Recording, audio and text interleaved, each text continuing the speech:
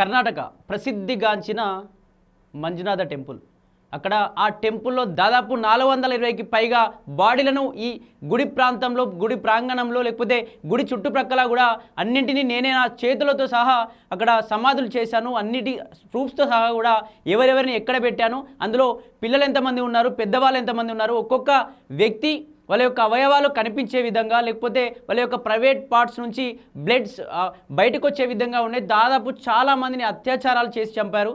కొందరిని ఇష్టారీతిగా కత్తులతో పొడిచి చంపారు. కొందరిని దీనికి సంబంధించి తుపాకులతో కాల్చి చంపారు. చాలామంది బాడీలను నేనే పూడ్చిపెట్టాను అంటూ ఒక చెన్నై అనేటువంటి పారిశుద్ధ కార్మికుడు పోలీస్ స్టేషన్లో కంప్లైంట్ ఇచ్చాడు.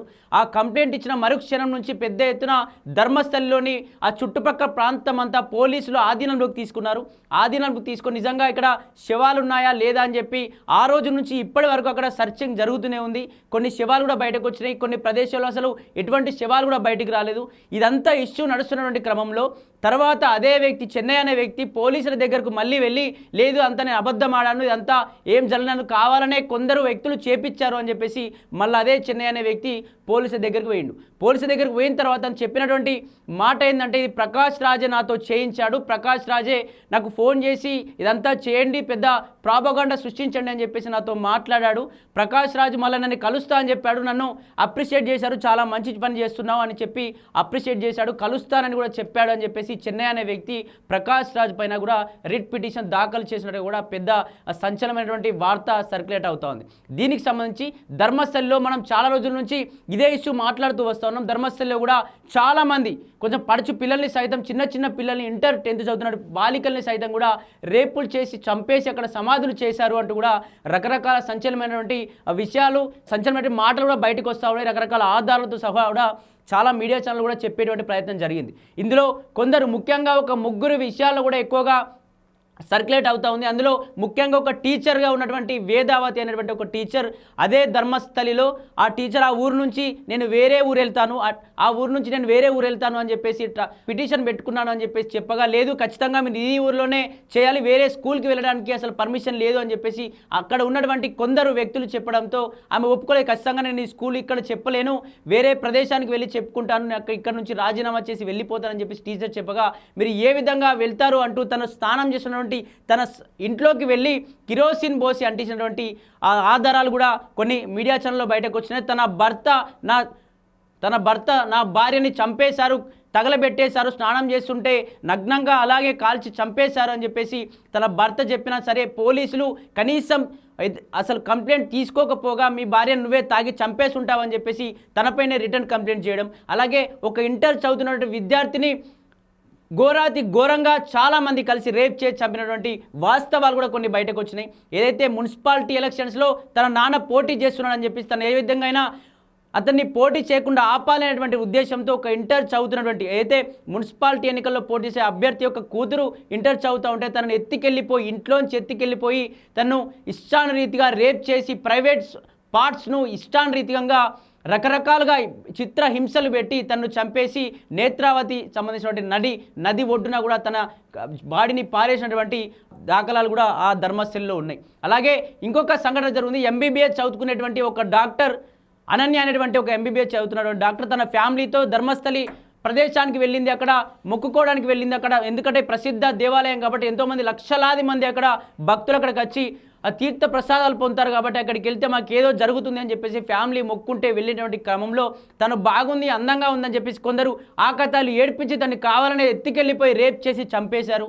ఆ చంపేసినటువంటి క్రమంలో తన తల్లిదండ్రులు మా అమ్మాయి కనిపించట్లేదు అని చెప్పేసి పోలీస్ స్టేషన్కి వెళ్తే ఇక్కడ ఇలా చాలా మిస్సింగ్స్ అవుతూ ఉంటాయి, మీ అమ్మాయి ఎవరితో లేచిపోయి ఉంటుంది, లేచిపోయి అబ్బాయితో మళ్ళీ మీ ఇంటి దగ్గరికి వస్తుందిలే, లేకపోతే మీ దగ్గరలో ఉన్న పోలీస్ స్టేషన్కి వస్తుందిలే అని చెప్పేసి పోలీసులు వెటకారంగా కనీసం ఒక అమ్మాయి అని చెప్పేసి కనికరం లేకుండా ఇష్టానురీతిగా కొన్ని వ్యాఖ్యలు చేసినటువంటి ఆధారాలతో సహా కూడా ప్రతి మీడియాలో బయటకు వచ్చింది. ఈ విధంగా దాదాపు 420కి పైగా శవాలు కూడా చాలామందిని ఇష్టంగా చంపేశారు. ఇక్కడ చంపేసిన వాళ్ళలో ముఖ్యంగా కొంతమంది వ్యక్తులు మాత్రమే ఉన్నారు. అదొక స్క్వాడ్ పేరుతో ఒక టీం, డి టీం అని చెప్పేసి ఆ టీం అక్కడ మెయింటైన్ చేస్తూ ఉన్నారు. వీళ్ళ యొక్క ఆకృత్యాలు ఎక్కువైపోతూ ఉన్నాయని చెప్పేసి చాలామంది మీడియా ముఖంగా చూపెట్టేటువంటి ప్రయత్నం చేసి చూపెట్టిన వాళ్ళు గౌరీ లంకేష్ అనేటువంటి ఒక మీడియా ప్రతినిధి కూడా అక్కడే చనిపోయినట్టుగా తెలుసు. అంటే దీనికి సంబంధించి ధర్మస్థలిలో ఉన్నటువంటి ఆధారాలు బయట పెట్టినందుకు, ధర్మస్థలిలో జరుగుతున్నటువంటి నిజాలను బయట పెట్టినందుకే తనను చంపేశారంటూ కూడా రకరకాల వార్తలు కూడా వచ్చాయి.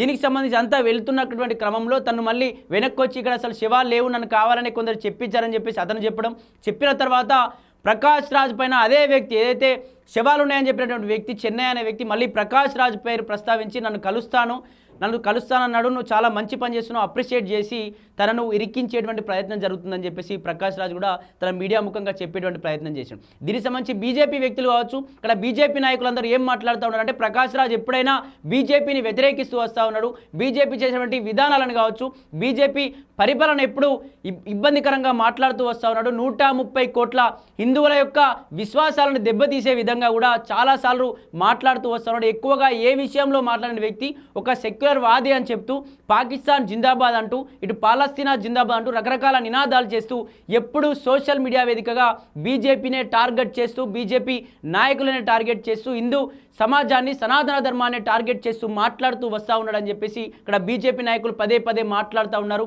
ఇక్కడ ప్రకాష్ రేపు ఎప్పుడు ఇన్వాల్వ్ అయినా మత సంబంధించినటువంటి విద్వేషాల విషయంలో రెచ్చగొట్టే విధంగానే మాటలు ఉంటాయి. ఏ విధంగా ఎవరైనా స్కామ్లో ఇరుక్కుంటే కనీసం స్పందించడు, లేకపోతే ఇతర ముస్లిమ్స్ కావచ్చు, లేకపోతే ఇతర క్రిస్టియన్స్ కావచ్చు, మాట్లాడిన వాళ్ళ యొక్క ఎటువంటి ఇష్యూస్లో వాళ్ళ యొక్క పాత్ర ఉన్నా ఎప్పుడు స్పందించడు. కానీ హిందువులు వచ్చినా లేకపోతే బీజేపీ నాయకులు వచ్చినా కావాలనే సోషల్ మీడియాలో ఒక యుద్ధం చేస్తాడు. ఈ సోషల్ మీడియాలో ఇష్టానురీతిగా కూడా బీజేపీ వాళ్ళపైన కూడా అవాక్కులు చేలుతాడు అని చెప్పేసి కూడా కొందరు బీజేపీ నాయకులు అయితే మాట్లాడుతూ వస్తున్నారు. దానికి సంబంధించి ఇక్కడ ప్రకాష్ రాజ్ కూడా ఒక ట్వీట్ కూడా వేసిండు. ఆ ట్వీట్ ఎందుకంటే ఈ ధర్మస్థలి కేసులో ప్రకాష్ రాజ్ ఇన్వాల్వ్ అయినట్టుగా కూడా రకరకాల మీడియా ఛానల్లో వినిపిస్తూ ఉంది. ప్రకాష్ రాజే చేయించాడు అంటూ, లేకపోతే ఆ అబ్బాయికి ఎవరైతే చెన్నై అనేటువంటి వ్యక్తి పారిశుద్ధ కార్మికునికి ప్రకాష్ రాజే ఫోన్ చేశాడు కాబట్టి అంటే దీని వెనుక మొత్తం సూత్రధారి ప్రకాష్ రాజే ఉన్నాడు అని చెప్పి కూడా ఇక్కడ విష్ణువర్ధన్ అనే వ్యక్తి ఆంధ్రప్రదేశ్ బీజేపీ ఉపాధ్యక్షుడు అనేటువంటి వ్యక్తి ఒక ట్వీట్ చేసిండు. ఆ ట్వీట్ ఏం చేసిండంటే, ధర్మస్థలి ఆలయంపై కుట్రలో మీ సహకారం ఉందని కుట్రదారుడు విచారణలో చెబుతున్నారని ఆరోపణలు వస్తున్నాయి. అంటే దీనికి సంబంధించి ధర్మస్థలిలో ప్రకాష్ రాజ్ యొక్క హస్తం ఉందని చెప్పేసి అక్కడ ఏదైతే ఆ వ్యక్తి చెన్నై అనే వ్యక్తి డైరెక్ట్గా రిట్ పిటిషన్ దాఖలు చేసిండు. ప్రకాష్ రాజ్ గారు ఈ కుట్రకు మీరే పాత్రధారి సూత్రధారి అని ఆరోపణలు వినిపిస్తూ ఉన్నాయి. 130 కోట్ల మంది హిందువుల విశ్వాసాలను దెబ్బతీసే విధంగా మీరు మాటలు మాట్లాడుతూ ఉంటారు. మీరు యాంటీ హిందూ ప్రకాష్, మీకు హిందువులంటే అంత ద్వేషం ఎందుకు? ఈ ద్వేషంతో మీరు ఏం సాధించాలనుకుంటున్నారు అంటూ కూడా ఇక్కడ విష్ణువర్ధన్ రెడ్డి అనే బీజేపీ నాయకుడు, ఆంధ్రప్రదేశ్ సంబంధించిన బీజేపీ నాయకుడు కూడా ఒక ట్వీట్ చేసిండు. మీరు నిజంగా ఎప్పుడు హిందూ మత విద్వేషాలను రెచ్చగొట్టే విధంగా మీ మాటలు ఉంటాయి, హిందువులంటే మీకు నచ్చరా, ఎందుకింత ద్వేషం అంటూ కూడా అతను ఆ పోస్ట్ చేశారు. అలాగే మీరు యాంటీ హిందూగానే వ్యవహరిస్తూ ఉంటారు, ఎప్పుడు వేరే ఏ మతస్థులు కావచ్చు ఎవరు మాట్లాడినా మీరు స్పందించారు, కానీ ఓన్లీ ఈ హిందూకు సంబంధించినటువంటి ఎవరున్నా మీరు ఎందుకు అంత రియాక్ట్ అవుతూ ఉంటారు. మీరు నిజంగా దీనికి ధర్మస్థలి ఆలయంలో ఇదంతా ఫేక్ న్యూస్కి, ఇదంతా కుట్రకు మొత్తం మీరేనట కదా. ఈ ధర్మస్థలి యొక్క ఆచారాన్ని దెబ్బతీసే విధంగా, సనాతన ధర్మాన్ని ఇబ్బందికరంగా మాట్లాడే విధంగా మీ మాటలు ఉంటా ఉన్నాయని చెప్పేసి అక్కడ విష్ణువర్ధన్ రెడ్డి అనే వ్యక్తి అతను ట్వీట్ చేసిండు. ఇక్కడ ప్రకాష్ రాజ్ ఎందుకంటే దాదాపు 4 రోజులు గడుస్తూ ఉంది, 4 రోజుల నుంచి కూడా ఎక్కువగా ప్రకాష్ రాజ్ పేరే మీడియాలో వినిపిస్తూ ఉంది. ప్రకాష్ రాజ్ కూడా ఎందుకు స్పందించట్లేదు, నిజంగా నీ హస్తం ఉంది కాబట్టి నువ్వు మాట్లాడట్లేదు అని చెప్పేసి ప్రకాష్ రాజ్ పైన బీజేపీ నాయకులు పదే మాట్లాడుతూ వస్తూ ఉన్నారు. దానికి సంబంధించి ప్రకాష్ రాజ్ రియాక్ట్ అయ్యి అతను కూడా ఒక ట్విట్టర్లో కూడా ట్వీట్ చేసినట్టుగా తెలుస్తుంది. అతను ఏం మాట్లాడారో ఒకసారి చూద్దాం. అందరికీ నమస్కారం. మీడియాలో సోషల్ నెట్వర్క్స్లో ధర్మస్థలి కేసు సంబంధించి నాపై వస్తున్న కొన్ని వార్తలు నా దృష్టికి వచ్చాయి. ఇది చాలా సున్నితమైన విషయం, లక్షలాది మంది భక్తులు మనోభావాలను దెబ్బతీసిన అంశం కూడా కావడంతో ఇలాంటి అనుమానాలకు సమాధానం ఇవ్వడం నా బాధ్యత. ప్రస్తుతం నేను చాలా దూరంలో ఉన్నాను. మరో 2 రోజుల్లో నేను స్వయంగా వచ్చి మీడియా మిత్రుల ద్వారా స్పందిస్తాను.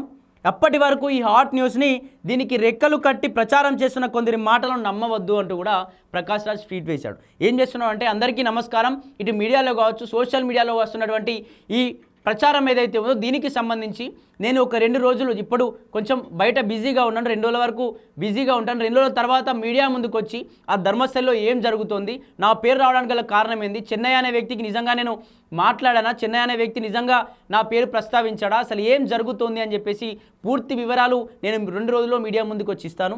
అప్పటి వరకు ఏ ఒక్కరు కూడా అంటే ఇతని ఫ్యాన్స్ కావచ్చు, లేకపోతే మేధావులు కావచ్చు, విశ్లేషకులు కావచ్చు, ప్రకాష్ రాజ్ పేరు వచ్చిందని చెప్పేసి మీరేం భయపడవద్దు, లేకపోతే మీరు ఇష్టానురీతిగా మాట్లాడడం ద్వారా కూడా ఇది మళ్ళా ఈ ధర్మస్థలి ఇష్యూ అనేది మళ్ళీ డైవర్ట్ చేసేటువంటి కుట్రలు కూడా జరుగుతాయి.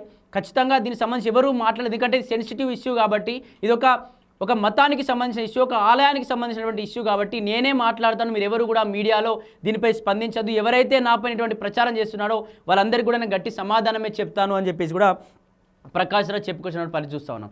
దీనికి సంబంధించి ఇప్పటికే ధర్మస్థలి కేసులో అక్కడ ఏదైతే చిన్న అనే వ్యక్తి చాలా రోజులుగా కూడా మాట్లాడుతూ వచ్చిండు. దాదాపు 420 శవాలకు పైగా నేను అక్కడ పాతి పెట్టాను.